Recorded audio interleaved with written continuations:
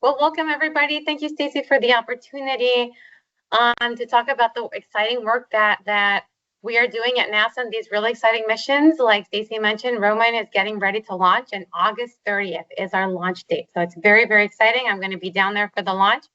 Very excited to be able to do that. So I always like to start with a little bit about my background.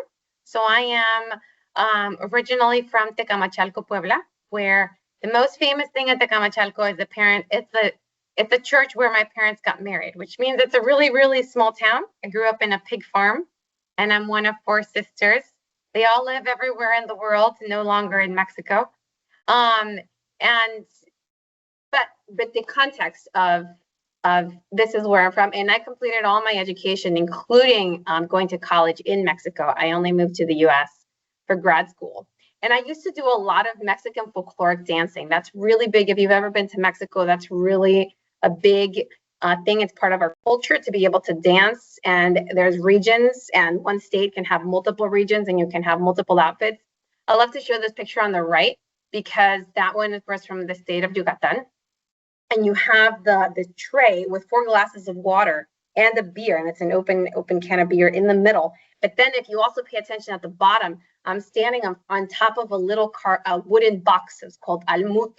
So you have the tray with the water, with the beer on top of the little box, and you have to make sure you're doing the right steps because it needs to have a certain sound. So I love to show that picture because it's a beautiful representation of Mexican culture, something that I did for many years. I still was doing Mexican folkloric dancing when I was in grad school in Arizona. So a really important part of my background. And I love to talk about it because even though it seems sort of unrelated to what I'm doing now, it really helped develop me participating in these extracurricular activities back in my small town, really helped develop my confidence. And to be able to get comfortable, being in front of an audience, even if the audience was small. I went to a really small school. But to get comfortable being able to talk, that's a huge piece now of what I do, being able to communicate the importance of the work that I do, even to a technical or non-technical audience, to be able to communicate is very important. So I love to always talk about that and how that was important for me growing up. Like Stacy mentioned, I went to Universidad de las Américas, Puebla. I decided that I wanted to study physics, and I was really fortunate because my parents were very supportive. I went to this small school, about 7,000 students, and the whole physics program, like many physics programs in the US, was about 15 to 20 students. So we were a very, very small community, and I didn't know anything about optics. I didn't know that you could be an optical scientist, that you could be an optical engineer, and that people did that for a living, which is what I'm doing now. It's kind of funny. But I was also, like you saw in the picture before, I was also very engaged in the extracurricular activities. So I decided with my peers, we had a small group of students, we decided that we were going to organize a conference. And we invited these incredible speakers to come talk at our conference. And it was a really successful conference. We had about 300 people, Mexicans from all over the country, came to our university, which was really impressive. We got a bank to fund our conference. And we had Dr. Douglas Osheroff, the Nobel laureate from 1996, Dr. Louis Nightenberg, who was the first winner of the Crawford Prize. There's no Nobel Prize for mathematics, so the Crawford Prize is the equivalent, and he was the first winner. And Dr. Jonathan Gardner, who is an astrophysicist at NASA Goddard, where I am now. So that's sort of where my story started to NASA. I was an undergrad, and I got the opportunity to meet Dr. Gardner, and he asked me, would you be interested in doing an internship at NASA? And that really opened all the doors. I never thought about that possibility. I grew up in a pig farm in a small town, which, my husband had a hard time pronouncing, Tecamachalco. And I never thought that would be an option for me. So it was a really, really special opportunity that I was able to partake. And that was back in 2008. So when Stacy was reading my bio, and I'm like, oh gosh, it's really been a long time since I've been here. It's gone by really fast and really slow at the same time. And it's been a wonderful opportunity.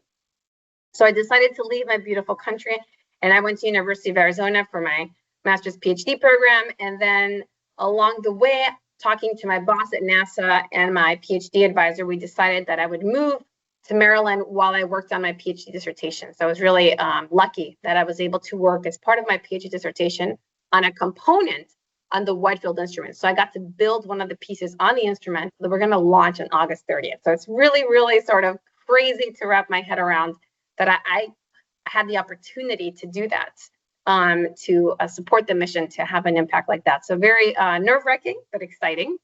Along that way, along my process, I met my husband, who is also an optical engineer, who also works at NASA. So whenever we say that to people, people always are like, so what do you guys talk about? And you guessed that we talked about optics. So even last night, he was like, do you want to see my design? Because he was designing some optical system for another mission in the future. So that's what the conversations are about at home. And we both very much enjoy that. I've been really lucky. I've been invited to give talks to different places, different countries in Spain and Mexico, in Peru and England. And I do a lot of educational outreach. I love to do that. Lately, most of my educational outreach is really toned down to a very young audience. My beautiful son, who is 2. And there I have a picture of him in front of the Nancy Grace Roman Space Telescope. So we had the beautiful opportunity to have the telescope looking at this big window in our clean room.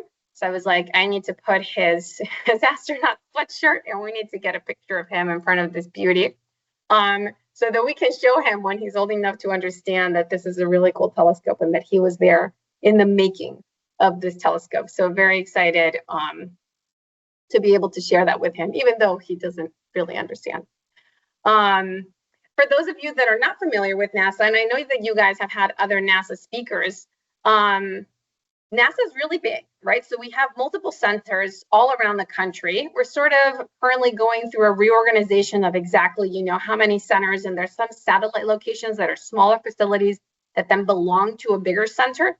So there are currently 10 centers, even though there are more than 10 orange dots on that map, because some of these satellite locations belong to a bigger center. So I work at NASA Goddard, which is in Maryland, about 20 miles northeast of Washington, D.C.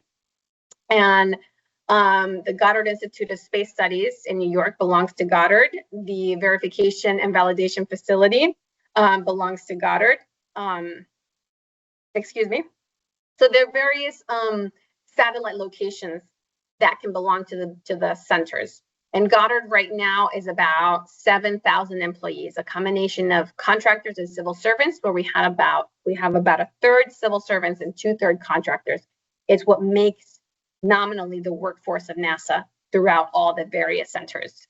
And when we launch Roman in August, we're going to be going to the Kennedy Space Center. That's where we have the launch pad facilities so that we can launch out of there in Florida. So this is just to give you guys a little bit of context about the various NASA missions. And I have here only the flagship missions from astrophysics for the last decades.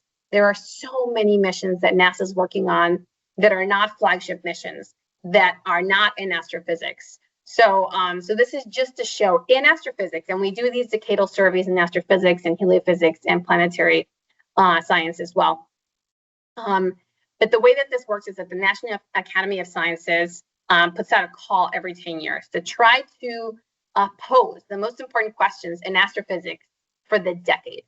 And then proposals come in to attempt to answer those very important questions of the decade. So it's sort of really loaded, right? Because you're like, wow, what are the questions in astrophysics that we need to answer this decade? So we go back, and remember, NASA was funded in 1968. So we go back and we see that the first winner of the decadal survey was Hubble in 1972. We launched Hubble in 1990. So even though it won 20 years early prior, it took us a while to be able to get there. Then the next winner was Chandra Spitzer. I hope you all are familiar or have heard of the James Webb Space Telescope, which we launched on Christmas Day in 2021. My sister was visiting from Mexico, and we woke up at 6 in the morning on Christmas Day so we could watch the launch as it was happening in real time. So it was very exciting. James Webb is a telescope like no other. We never built a telescope this big, this cold, this far away. So we had a lot of technical, schedule, budget challenges that we overcame successfully, and we have a really great story to tell with the Webb Space Telescope. Then the next winner of the decadal survey is Roman, which we're getting ready to launch in August. And we've already had the next decadal survey in the 20s.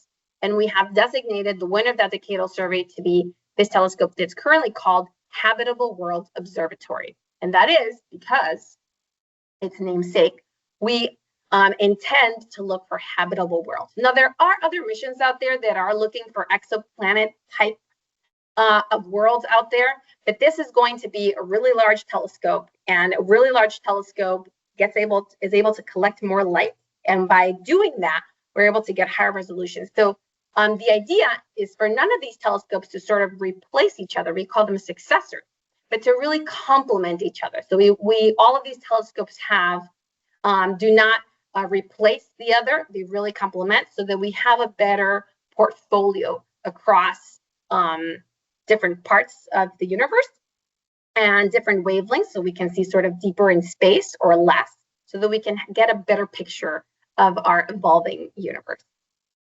So as Stacey mentioned, I worked on the Hubble Space Telescope. It was launched in 1990. We had 4 servicing missions, which we prepared for at NASA Goddard in Greenbelt, Maryland, which is where myself and my husband work. And this is the size, just to give you guys a little bit of context. The Hubble Space Telescope is only about 350 miles away from our planet. It's orbiting our planet, and it's about the size of a school bus, which of course is really big because it's a space telescope, so it's huge.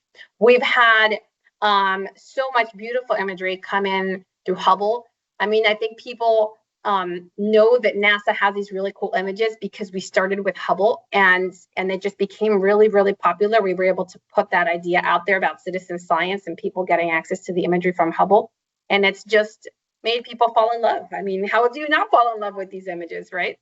This is an ultraviolet visible telescope, and like I said, is currently orbiting our planet.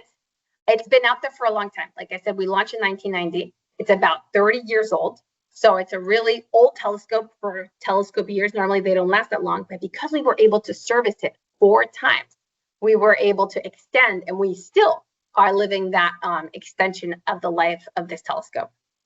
And then we have the James Webb Space Telescope. So like I said before, we launched that on Christmas Day 2021. So notice Hubble launched in 1990, and then the successor with Webb in 2021. So it took us a little bit to be able to get to figure out Roman, because it was a really complicated telescope. So I mentioned already, Hubble was the size of a school bus. Now picture how many school buses can fit on a tennis court, because that's the size of the James Webb Space Telescope. It's a really, really large telescope, right? So you have to think about the sun shield at the bottom. And it really, when you look at it, it really doesn't look like a telescope, right? So when we look at Webb, when we look at Hubble, it sort of has like that conventional look, like you think about, you're looking through the cylinder, that looks like a telescope. When you look at Webb, you really don't think space telescope. It's really, really different. So like I said before, Webb, we've never sent anything this big, this cold, this far away. So unlike Hubble, that is only about 350 miles away from our planet, orbiting our planet, Webb is 1,000,000 miles away from our planet. So it's really, really far away, way past the moon, not as far as Mars, but really, really far away. And it has 4 instruments on board it. So Hubble had 2, and James Webb has 4: NIRCam, NIRSpec, MIRI, and FGS, the Fine Guidance Sensor. So all the instruments are behind that yellow 18 segments that you see. That's the primary mirror. So behind that, we have a box of instruments, which we call ISIM, Integrated Science Instrument Module. And then the piece that you see at the bottom, I feel like it makes it look like a ship, is the sun shield. And that had a lot of technical complications. And if you guys haven't already, I do recommend, there's a really great Netflix documentary that talks about Webb. And a lot of it was filmed at Goddard. So you guys would be able to see, how we build, all the intricacies of building a telescope, all the challenges. It mentions how we had hundreds of single point failures with Webb. But now, we launched it 5 years ago, and it's doing such an incredible job, and it's taken such beautiful images. Because we have that really big mirror that gives us that enhanced resolution, and that is really special. So this is just some examples of the first images collected by Webb, and this is now 5 years ago, which is crazy. Look at this. It's a combination of 5 different galaxies, and this is a compilation of over 1,000 images taken by Webb, by Webb. So again, because Webb has that really, really large mirror, it is able to have a higher resolution compared to other telescopes, specifically compared to Hubble. And this is a really beautiful image. It also shows very great details to star formation, things that we've never been able to see before. And this just to give you guys an idea. So I said before, Webb has never, we've never had before Webb a telescope that is so big, so cold, so far away, 1 million miles away from our planet and really, really cold. So again, for reference, you see at the top, 0 Kelvin is negative 459 Fahrenheit. There are many, many reasons why us as humans would not survive, without a spacesuit in space. Temperature, lack of pressure would be some of those reasons. So you can see on the other side of the sun shield, we have close to room temperature. It's actually pretty cold for us, but we would be able to survive. It's sort of like it's freezing temperatures, but we'd be able to survive those. But you see what the sun shield does. It's such a great sun shield that it actually provides a sun shield protection of 1.2 million SPF. So just if you were wondering, how good is this sun shield? If we had to associate an SPF factor, it would be a 1.2 million. So it's really, really good. It keeps everything really cold. And that is because the instruments on board the Webb Space Telescope are infrared. And we, as humans, emit infrared light. We are warm humans. And the detectors, if something was warm, we would be able to detect the warm stuff in the telescope. So we need everything to be really, really cold. So the only warm that we can see is that of a star formation, that of a planet, of a galaxy. So we don't want to get confused with the stuff that we see on our detectors. We want to make sure that the telescope itself is very cold for that wavelength so that we only see those things that we want to see. And like I said before, 1 million miles away from our planet, and is located at this point that we call L2. So think about our solar system. Our planet is orbiting around the sun. So you see this image on the right. And we've designated this L2 position. So it's a position that astrophysicists have calculated. It's a very stable position. So if we put something there, then it can remain there without moving too much. Of course, it has thrusters and gas, so we can still control the pointing. But now it's going to be orbiting with our planet around the sun. So very different to Hubble. That Hubble was orbiting. You can see the orbit around our Earth. Now we have the moon, and now Webb 4 times away from the moon, 4 times the distance from the moon. And now we have Webb orbiting around the sun with our planet. So really far away. That placement is helping us get into that deeper space so that we can see an earlier universe and help us to understand, this very important question, that we have more on a philosophical level. How did we get here? James Webb is going to help us understand that. This is a great comparison. The pillars of creation is what this image is called. So you see the image collected by Hubble on the left and by Webb on the right, and look at the level of detail. Now, keep in mind again, Hubble is an ultraviolet visible telescope versus Webb is an infrared telescope. So their detectors can see different things, which is beautiful because now we can sort of see through it with Webb versus with Hubble, we could see at the surface. Between both of those images, we can get so much better understanding about what's happening in terms of star formation in this pillars of creation. So now let's talk about the Nancy Grace Roman Space Telescope. So we are getting ready to launch. August 30th is our launch date. We have countdowns everywhere at Goddard, making sure we don't forget, and nobody's forgetting. We are very, very excited about that. This is beautiful Nancy Grace Roman. She was NASA's first chief of astronomy. So she was instrumental. We call her the mother of Hubble because she was instrumental in the 80s when we were getting ready to launch Hubble on making the images, the data collected by Hubble public. Before then, we really didn't share, even though we're a taxpayer-funded federal agency, we really didn't share just the way that it had been structured. It was not meant to share that information with the public. And it was because of Nancy's advocacy that she really made all the images, all the data that we're collecting from the telescopes made available to the public. And she started with Hubble. And that's why today, as soon as we have the first images by Roman, which we expect to be happening in about mid-late December, they're going to be going online, and anybody that cares to do citizen science on those images will be able to do that. So that was really important contribution that she had to this telescope. to the whole of NASA mission. One important thing to point out with the various NASA names. So you heard that I called them, Hubble, Webb, Roman, and then the next mission is called Habitable Worlds Observatory.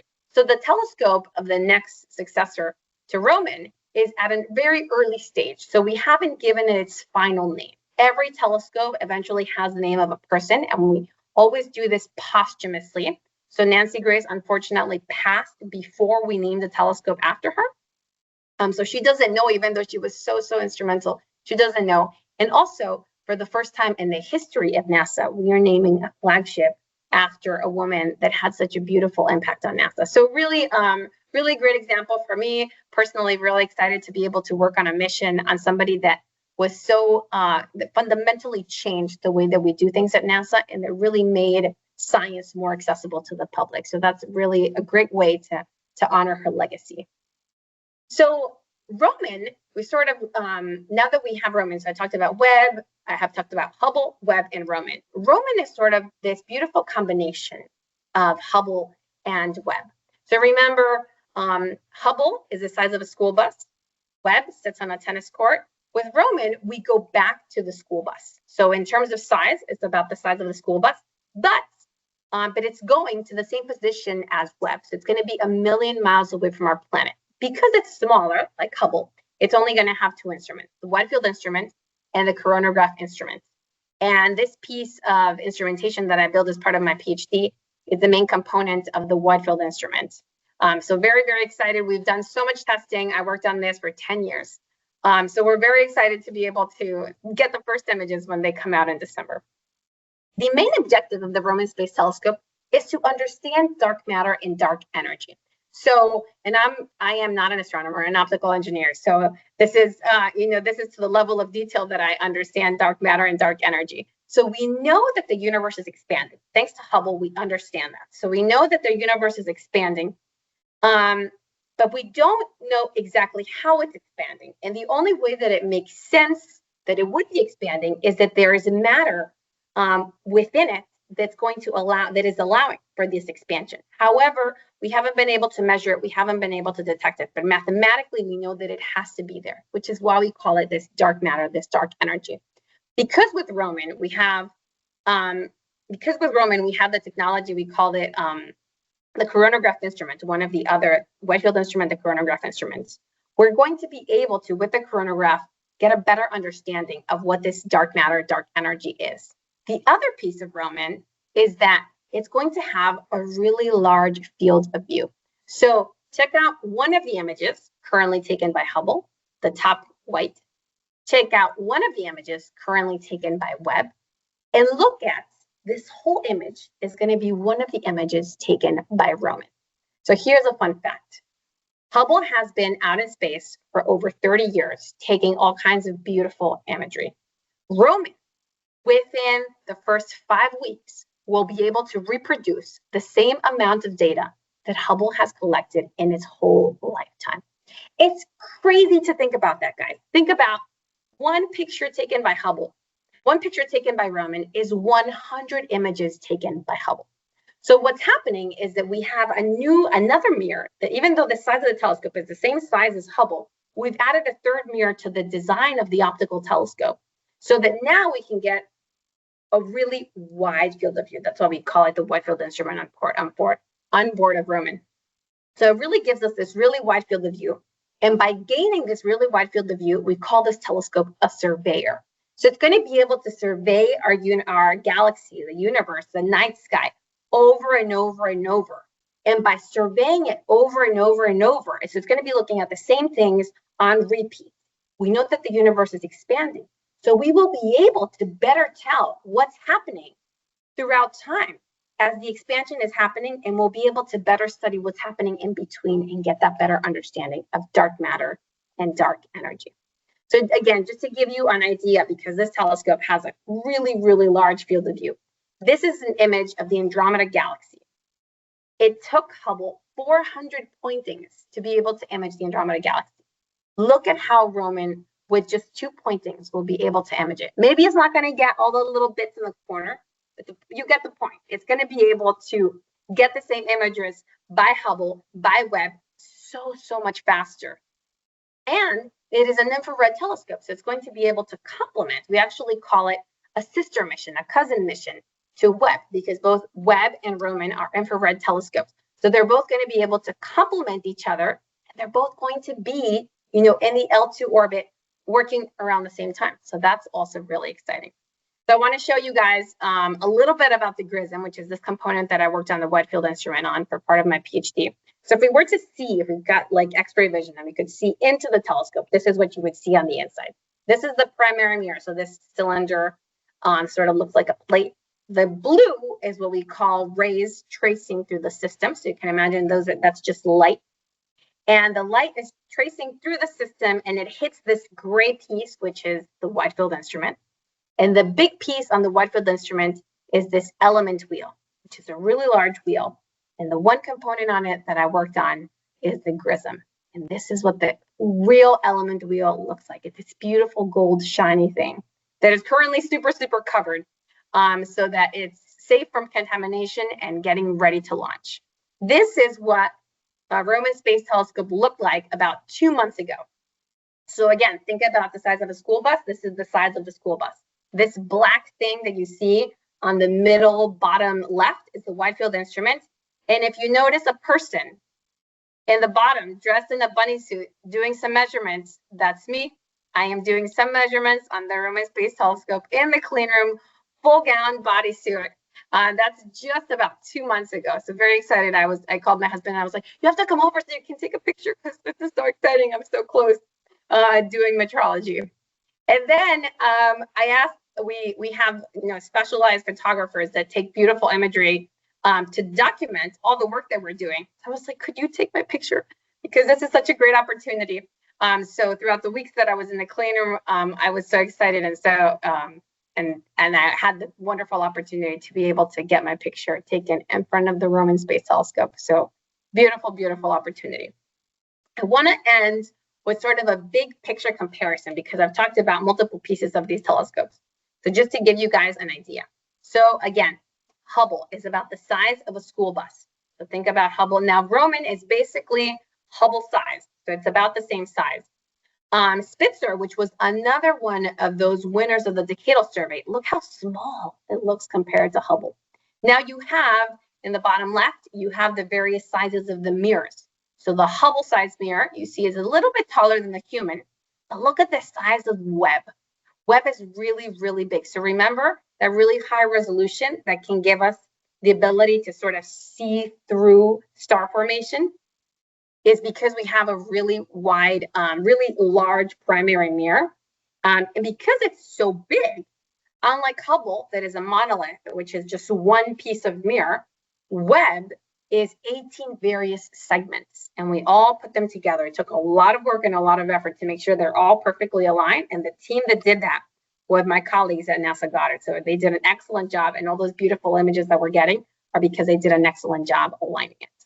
Another beautiful comparison, so remember Roman is Hubble size, so same size mirror. Webb is really big. You get a big picture of the field of view, the various sizes of the images taken by Webb, by Hubble, and by the Roman Space Telescope. And then I talked about the wavelength. So we have ultraviolet, which we can't see, infrared, which we can't see, but we can feel because it's warm. And then we have visible, which our eyes are made to look at. And you can see at the bottom, we have Hubble, that is mostly ultraviolet. We have Webb, that is mostly infrared. And then we have Roman, which is sort of a little bit in between, right? It can see a little bit of what Hubble can see, and it can see a little bit of what Webb can see. So ultimately, all these telescopes are going to be working together, enhancing our understanding of our universe. I want to end with a phrase by Marie Curie, because she also lived an incredible life. Life is not easy for any of us, but what does it matter? We must be perseverant and above all, have confidence in ourselves. Thank you so much for your time, and I hope we get some questions.